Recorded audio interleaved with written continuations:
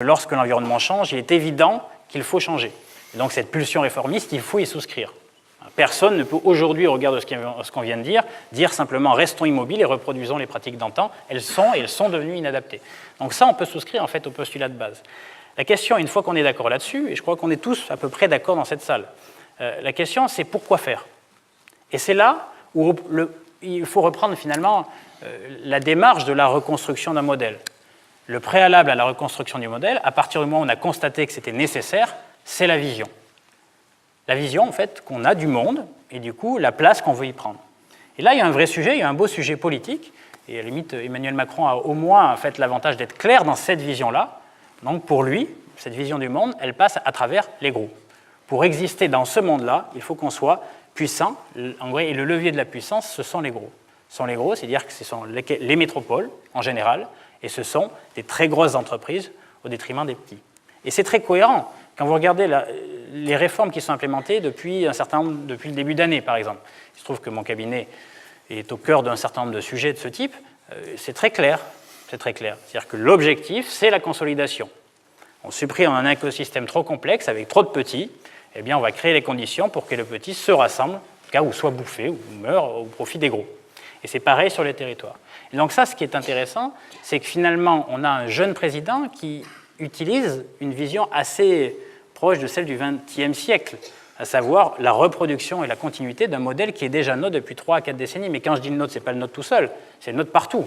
C'était celui des États-Unis, c'était celui de l'Allemagne, c'est un petit peu différent, mais celui de tous les pays riches. Donc on a tous fait la même chose.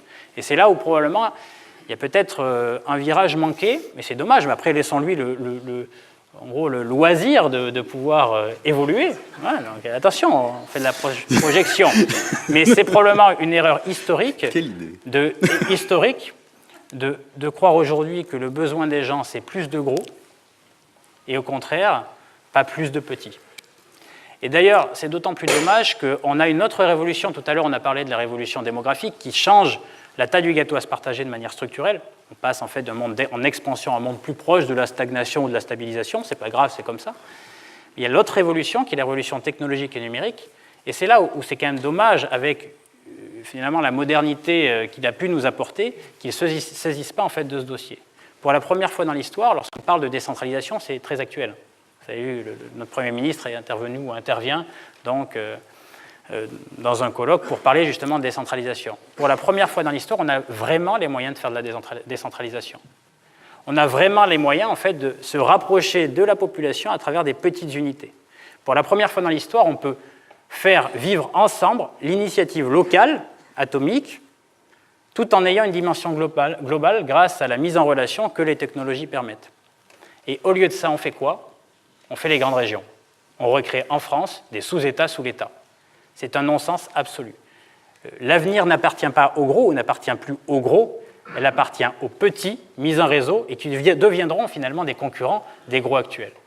Et c'est là où on aurait pu espérer que Emmanuel Macron saisisse cette chance historique de refaire la France peut-être la lumière du monde, comme tout à l'heure on parlait du 19e, hein, donc le siècle des Lumières. On a cette occasion, on avait cette occasion, on a encore cette occasion-là, de bien comprendre que l'avenir n'appartient pas à la reproduction d'un modèle qui est grosso modo pyramidal, vertical, et qui finalement ne laisse d'espace que pour le gros, et que l'avenir appartient probablement plus aux gens qu'on met ensemble, sur lesquels en fait, qu'on peut suffisamment motiver à travers l'adhésion qu'il va avoir pour le projet que vous allez leur proposer, tout en ayant une dimension globale grâce à la mise en relation que la technologie permet. Tout ce qu'on dit là, ça veut dire qu'une des clés de notre modèle demain, c'est réinventer le système coopératif, tel qu'on l'a fait au début du XXe, à travers nos banques, à travers les coopératives agricoles qui ont été des énormes succès, et simplement en les modernisant au regard de la technologie à disposition.